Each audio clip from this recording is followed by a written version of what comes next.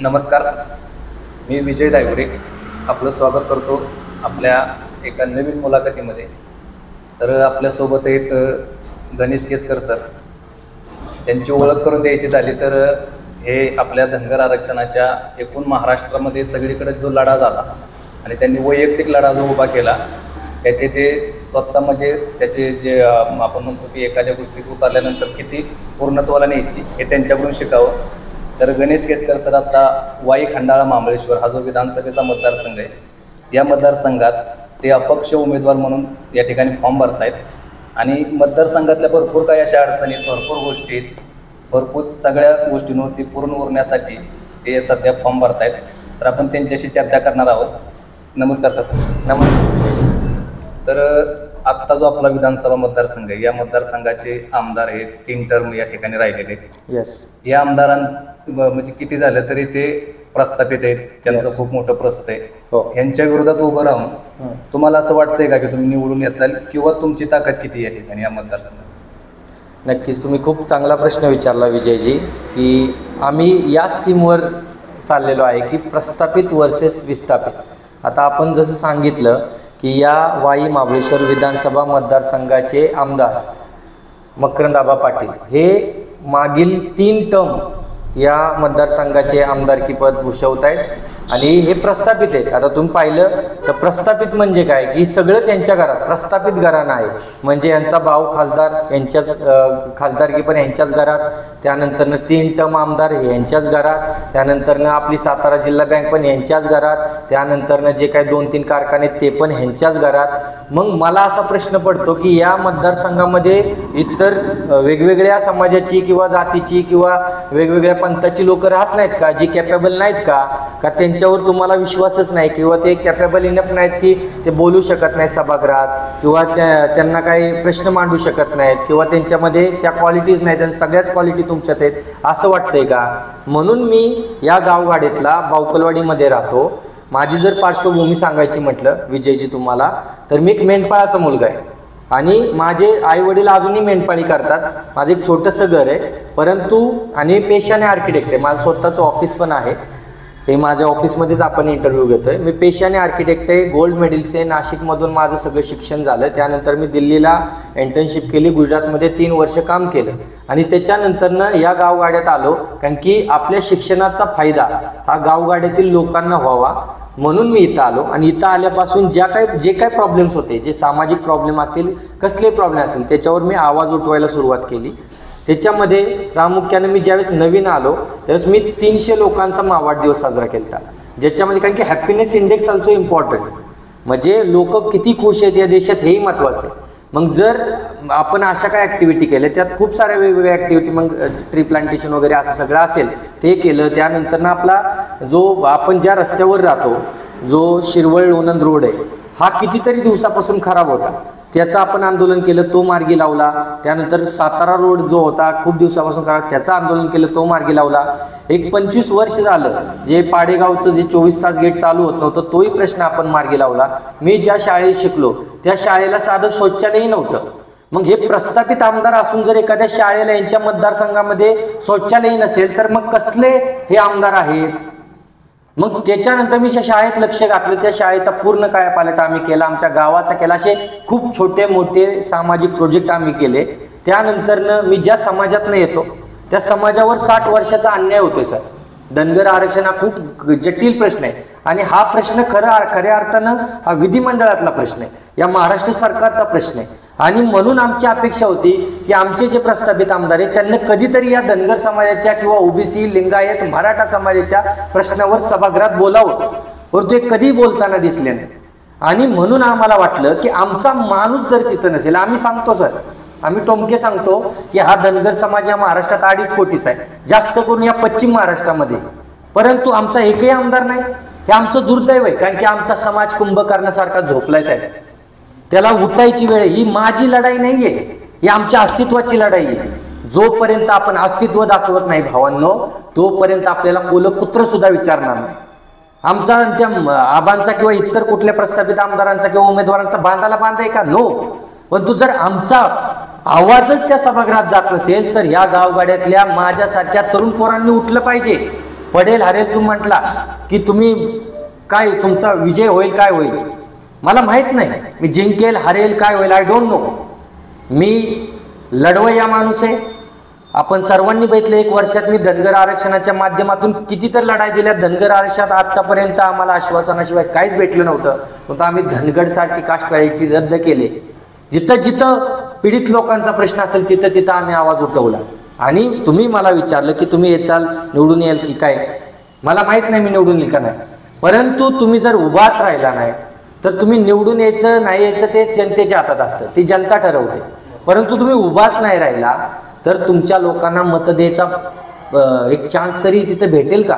जर मी उभा राहिलो नाही ओबीसींचा चेहरा म्हणून किंवा या गरजवंत विस्थापित लोकांचा चेहरा म्हणून तर तुम्ही या प्रस्थापित लोकांचं तुम्हाला बटन दाबायला लागेल. म्हणून मी एक चान्स देतोय तुम्हाला, माझं बटन दाबा. तुम्हाला हे विचारायचं होतं, तुम्ही धनगर आरक्षणाचा लढा केला. येस.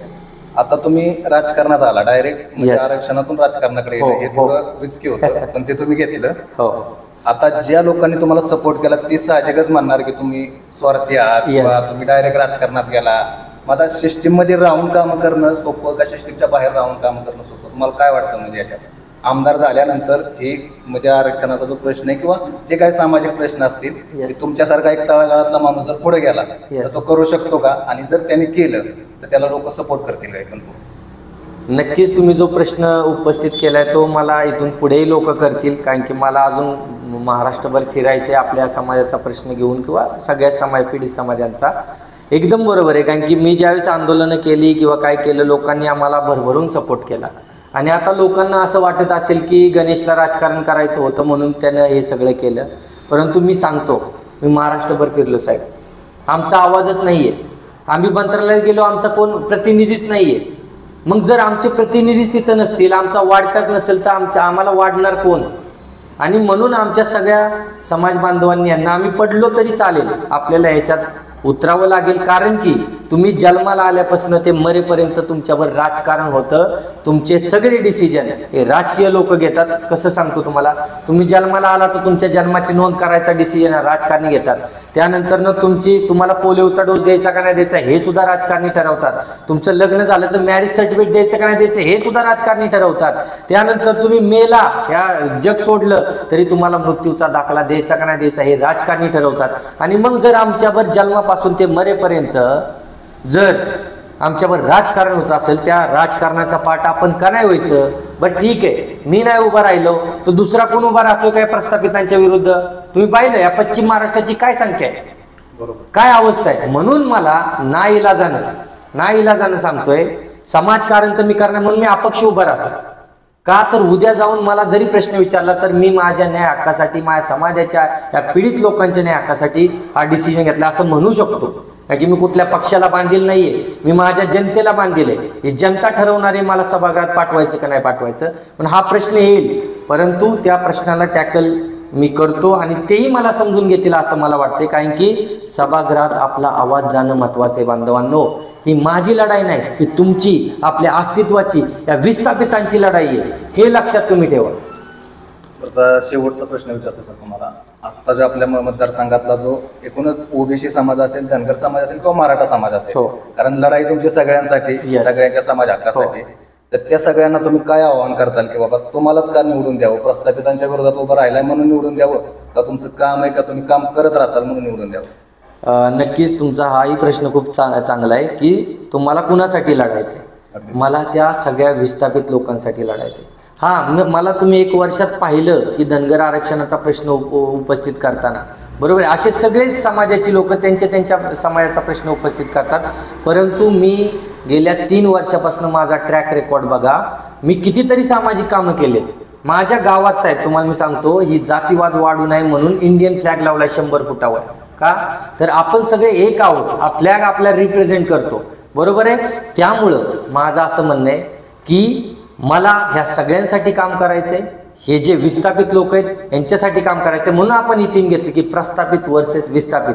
तुम्ही पाहिलं प्रस्थापित म्हणजे कोण, तर जे श्रीमंत आहे ते श्रीमंत होत चाललेत, त्यांनाच कारखाने, त्यांनाच सगळं, हे श्रीमंतांना सपोर्ट करतात. पण आपल्या विस्थापिताकडे कोण लक्ष देत नाही.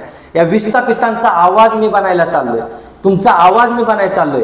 हा आवाज जर तुम्ही सभागृहात पाठवला तर तुम्हाला मी विश्वास देतो तुमचा सगळ्यांचा आवाज दणानून सोडेल ते सभागृह. आणि जे काय आपले रस्त्याचे, इंडस्ट्रीचे, पाण्याचे, शिक्षणाचे जे पण काय सामाजिक प्रश्न आहेत त्या प्रत्येक सामाजिक प्रश्नावर मी आवाज उठवेल. तुम्ही पाहिले मी 1 वर्ष झालं सर घरदार सोडले. जर मी धनगर समाजासाठी एवढं करू शकतो किंवा ते आवाज उठवून जर सरकारला हादरवू शकतो. अहो मुख्यमंत्र्यांच्या बंगल्यावर आम्ही मोर्चा नेला, धनगरचे जे चुकीचं शुद्धीपत्र काढले होते एका रात्रीत कॅन्सल करायला लावलं. जर मी मुंबईला जाऊन एवढ्या सगळ्या वरिष्ठ लोकांशी लढू शकतो तर तुमच्या या वाई, महाबळेश्वर, खंडाळा तालुक्यातल्या विस्थापित लोकांचा आवाज मी बनू शकतो, तुम्हाला न्याय देऊ शकतो आणि तुम्हाला हक्काचा एक माणूस अवेलेबल करून देऊ शकतो. तुम्ही काळ्या रात्री मला कधी हाक मारू शकता, मी तुमच्या हक्केला धावणारा माणूस आहे. कारण की आपण पाहिलं या खंडाळा तालुक्याचंच पाहिलं तुम्ही सर, छोटे छोटे प्रश्न जे यांना सॉल्व्ह होत नव्हते ते आपण सॉल्व्ह केले. अहो सभा मंडप देणं म्हणजे विकास असतो का? हा विकास काय असतो? तुम्ही इथले प्रश्न सभागृहात मांडा. तुम्ही आम्हाला कधीच या सभागृहात बोलताना दिसला नाही. आणि मी आबांवरच का बोलतोय तर आबा इथले 15 वर्ष झालं आमदार आहेत म्हणून मी त्यांना बोलतोय. कारण की ते प्रस्थापित आहेत, त्यांना आमच्यासारख्या लोकांना चान्स दिला पाहिजे, आमच्या मागं खंबीरपणे उभं राहिलं पाहिजे मार्गदर्शन म्हणून, आमच्या पोरांना पुढे केलं पाहिजे. परंतु ते असे करताना दिसत नाही, त्यांचं पोटच भरत नाही. त्यामुळे मी या व्हिडिओच्या मार्फत या वाई, महाबळेश्वर, खंडाळामधील सर्व विस्थापित, वंचित, बहुजन जे मग कुठल्याही समाजाचे असू दे, मराठा, माळी, धनगर, ओबीसी, कुठल्याही नवबौद्ध, कुठल्याही समाजाचे असू दे, त्यांचा आवाज बनायची ताकद माझ्यामध्ये आहे. मला तुम्ही मोठ्या संख्येनं मतदान करा आणि मला निवडून द्या. मी तुमचा आवाज बनेल, तुम्हाला न्याय मिळवून देईल. धन्यवाद सर, खूप चांगला तुम्ही रिस्पॉन्स दिला आणि तुम्हाला या पुढच्या भावी वाटचालीसाठी खूप साऱ्या शुभेच्छा. तर मित्रांनो, हे होते गणेश केसकर सर. तर यांना आपण पुढच्या भावी वाटचालीसाठी आणि 100% यांना म्हणजे यांच्या या वाई, खंडाळा, महाबळेश्वरच्या आमदार बनण्यासाठी जो काही सपोर्ट लागेल तो सगळ्यांनी करा, सगळ्यांनी एकजुटीने उभे राहा. कारण अशी माणसं पुढे आली पाहिजेत, तीच लोक परत त्यांचीच घरं भरण्यापेक्षा अशी आपली सर्वसामान्य इच्छुटी. कारण आपला समाज, आपली जी जनता आहे, गोरगरीब लोकांचा कोणीतरी कैवारी असतो, असे सर आहेत. सरांना सपोर्ट करा आणि नक्कीच त्यांना या निवडणुकीमध्ये विजयी करा, हीच या वाई, खंडाळा, महाबळेश्वर जनतेतल्या लोकांना मी विनंती करतो. धन्यवाद मित्रांनो. जय हिंद, जय महाराष्ट्र. मला एक गोष्ट पण बोलायची. तुम्ही इथं आला आणि विजय साहेब, तुम्ही माझा इंटरव्ह्यू घेतला. आपले कॅमेरामॅन दिलीप धायगुडे सुद्धा आहेत, तुम्ही माझा इंटरव्ह्यू घेतला. पहिलाच इंटरव्ह्यू मी सुद्धा दिला आहे इथं. त्याबद्दल तुमचं धन्यवाद. आणि मी या व्हिडिओच्या मार्फत अजून एक आव्हान या जनतेला करू इच्छितो की सोमवार दिनांक 28 ऑक्टोबर 2024 रोजी आपण आपला उमेदवारी अपक्ष फॉर्म भरण्यासाठी वाईला जाणार आहोत. तरी मोठ्या संख्येनं याच्यामध्ये तुम्ही सामील व्हाल या अशी अपेक्षा ठेवतो. जय हिंद, जय महाराष्ट्र.